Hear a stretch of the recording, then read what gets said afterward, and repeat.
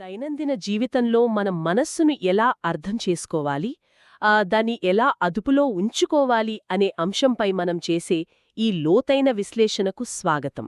అవును, ఇదొక అద్భుతమైన టాపిక్. మనందరికీ ఎంతో అవసరమైనది కూడా. ఖచ్చితంగా ఈరోజు మన చర్చకు ఆధారం ఒక లోతైన ఆధ్యాత్మిక సందేశం.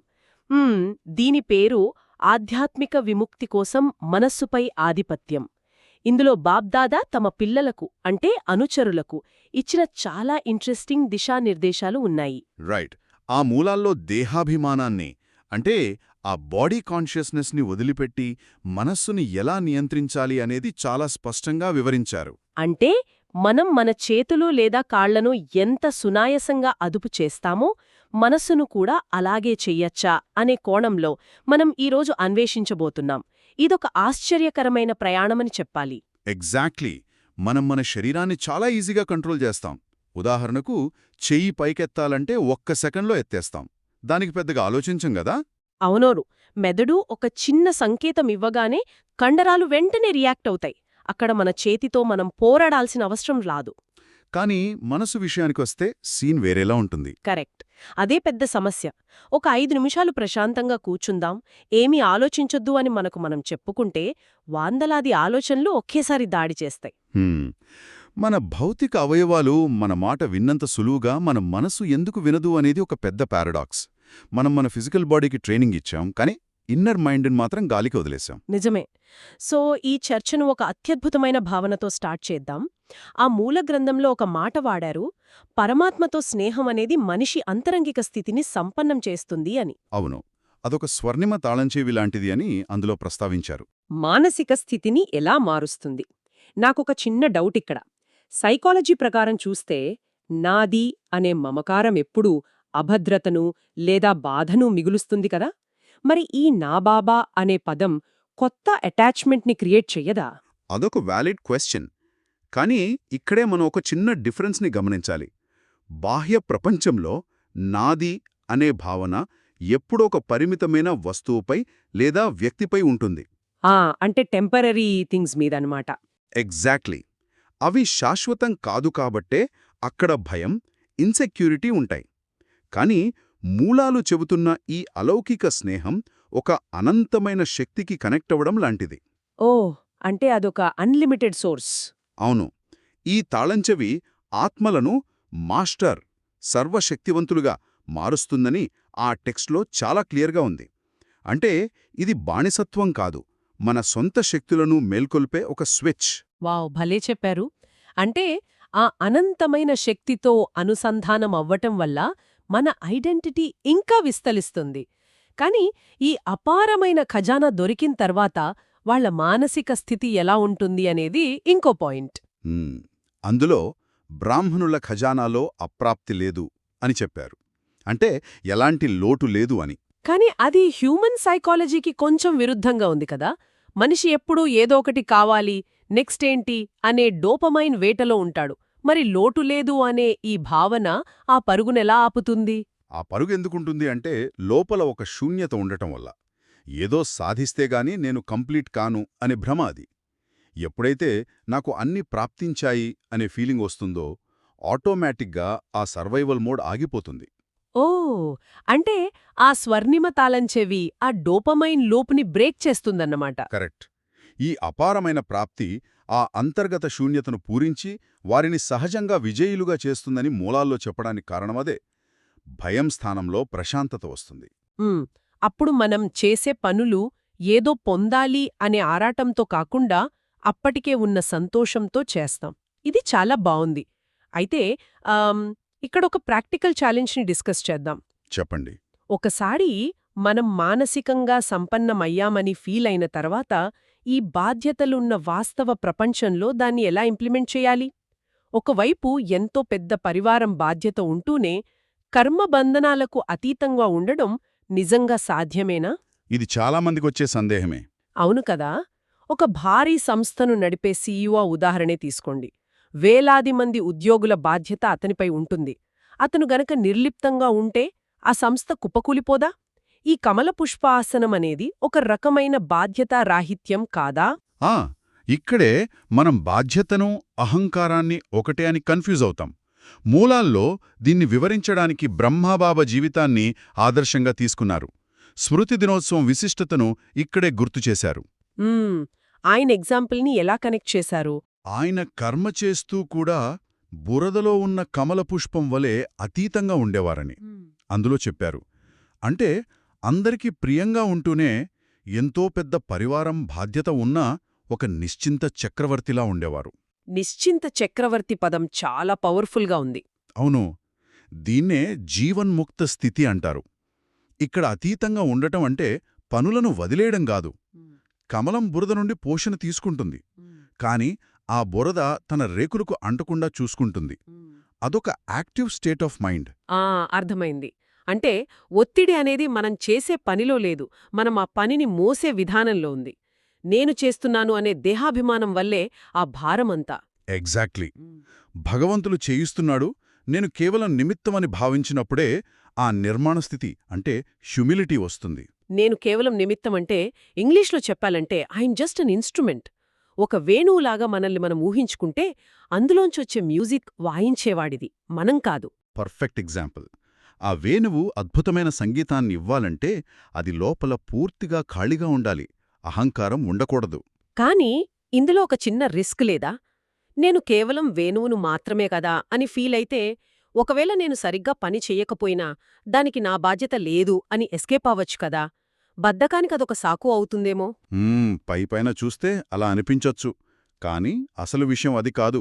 దేహాభిమానం వదిలి భగవంతుడు చేయిస్తున్నారని భావించడమంటే ఏ పని చేయకుండా కూర్చోవడం కాదు. మరి దాని అసలు అర్థమేంటి? మనస్సును అత్యంత స్వచ్ఛంగా అహంకారరహితంగా ఉంచుకోవడానికి నిరంతరం అంతర్గత శ్రమ చేయాలి. ఆ టెక్స్ట్లో ఏమని హెచ్చరించారంటే, నేను చేస్తున్నాననే భావం ఒక విఘ్నరూపంగా మారుతుందని చెప్పారు. అంటే అహంకారం లేనప్పుడే మనిషి ఒక నిశ్చింత చక్రవర్తిలా చాలా క్లియర్గా డెసిషన్స్ తీసుకోగలడు. ఆ సీఈఓ ఎగ్జాంపుల్కొస్తే ఎమోషనల్ రియాక్షన్స్ లేకుండా చాలా స్వచ్ఛమైన క్లారిటీతో సంస్థ నడపగలడు. కరెక్ట్. ఆ క్లారిటీ రావాలంటేనే ముందుగా మన లోపలి సూక్ష్మ యంత్రాన్ని, అదేనండి మనస్సుని కంట్రోల్లోకి తెచ్చుకోవాలి. కానీ అదే కదా అసలైన సవాలు.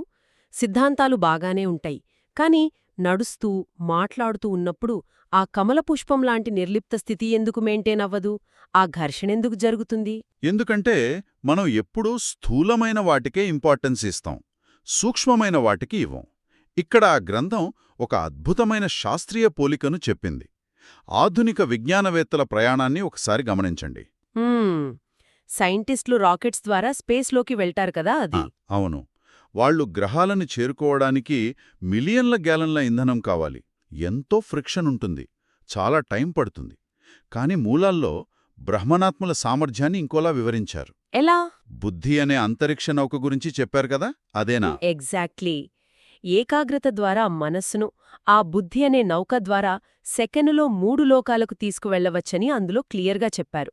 3 లోకాలు అంటే సూక్ష్మలోకం, నిరాకారీలోకం, స్థూల, మధువనం కదా. అంటే సెకనులో ఆ లోకాలకు ప్రయాణించడం వినడానికి చాలా బాగుంది. భౌతికమైన ఘర్షణ లేని ఒక సూక్ష్మ ప్రయాణమిది. అవును, అదొక మైండ్ ట్రావెల్. కాని ఇక్కడ శ్రోతలు ఆలోచించాల్సిన విషయం ఒకటుంది. మనకు ఈ లోకాల గురించి తెలుసు, ఆ బిందురూప స్థితి గురించి కూడా ఐడియా ఉండొచ్చు. కాని ఆ బుద్ధి అనే నౌకను నడపడానికి అవసరమైన ఇంధనం ఎక్కడుండొస్తుంది? ఇక్కడే మనం కొంచెం డీప్గా ఆలోచించాలి. ఎందుకంటే పాత అలవాట్లు, సంస్కారాలు అనే ఒక గ్రావిటీ మనల్నెప్పుడు కిందకు లాగేస్తూ ఉంటుంది కదా. ఆ లాగుడును తట్టుకుని ఎలా పైకి వెళ్ళాలి? ఖచ్చితంగా ఆ సంస్కారాలు లాగుతాయి. అందుకే బాబ్దాదా ఒక దిశానిర్దేశం చేశారు.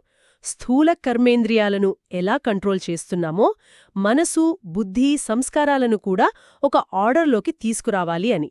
అంటే భౌతిక నౌకకు పెట్రోల్ లాంటి ఇంధనం ఎలాగో, ఈ బుద్ధి అనే నౌకకు స్వచ్ఛమైన ఏకాగ్రత ఇంధనమనమాట. రైట్. మన ఆలోచనలే ఆ ఇంధనం. ఎక్కడ ఆగాలో అక్కడ ఆగిపోయే బ్రేక్స్, ఎటు వెళ్లాలో అటు వెళ్లే స్టీరింగు మన చేతిలో ఉండాలి. మనస్సుని జయించినవారే జగత్తుని జయించగలరు అని ఊరికే అనలేదు. అంతర్గత ప్రపంచంలో ఆ సంస్కారాలను జయిస్తే బయట ఎలాంటి అట్రాక్షన్స్ మనల్ని ఆపలేవు. 100% నిజం. అయితే ఇక్కడ ఇంకో పాయింట్ ఉంది. చెప్పండి. ఈ మనస్సుని అదుపు చేయడం అనేది కేవలం మన పర్సనల్ శాంతి కోసమే కాదు, దానికొక ఉన్నతమైన ప్రయోజనం కూడా ఉంది. ఆహా, ఇది చాలా ఇంపార్టెంట్ యాంగిల్. ఎందుకంటే ప్రపంచంలో ఎక్కడ చూసినా ఒకటే గందరగోళం, యుద్ధ భయాలు, ఊహించని విపత్తులు.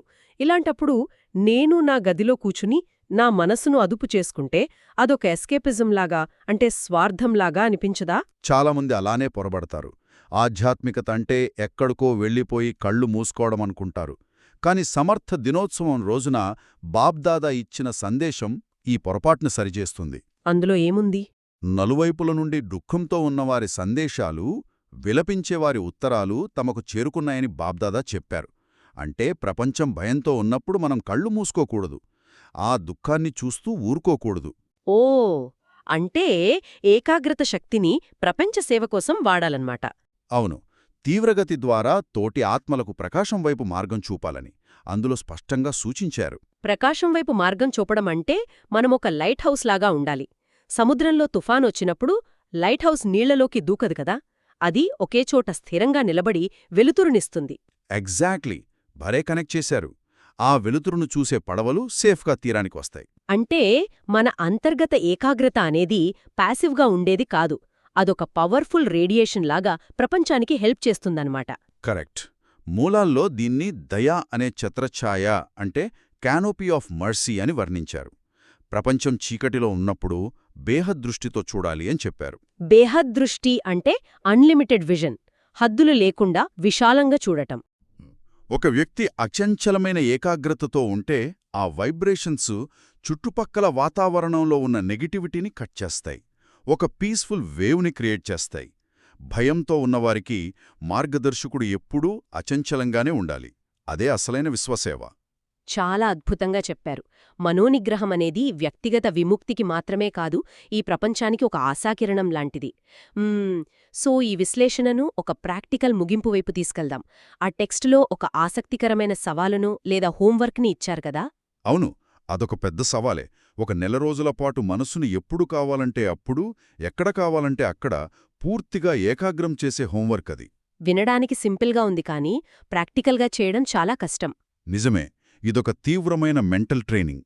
కేవలం కళ్ళు మూసుకొని ధ్యానం చేసేటప్పుడు మాత్రమే కాదు, నడుస్తూ తిరుగుతూ కూడా ఒక్క సెకండ్లో ఆ బిందురూప స్థితిలో స్థిరపడాలి అని సవాలు విసిరారు. ఓ, అంటే ఏ పని చేస్తున్నా జస్ట్ ఒక్క సెకండ్లో మైండ్ని వెనక్కి లాగేసి ఒకే బిందువుపై ఫోకస్ చేయాలి. దీనికి కంటిన్యూయస్ అటెన్షన్ కావాలి. ఖచ్చితంగా. అంతేకాదు, ఇందులో నంబర్ 1 ఎవరవుతారు, పాండవులా లేక A1 అయ్యే శక్తులా అని ఒక ఆరోగ్యకరమైన పోటీని కూడా చాలా సరదాగా చెప్పారు. ఇదొక గేమ్ లాగుందన్నమాట.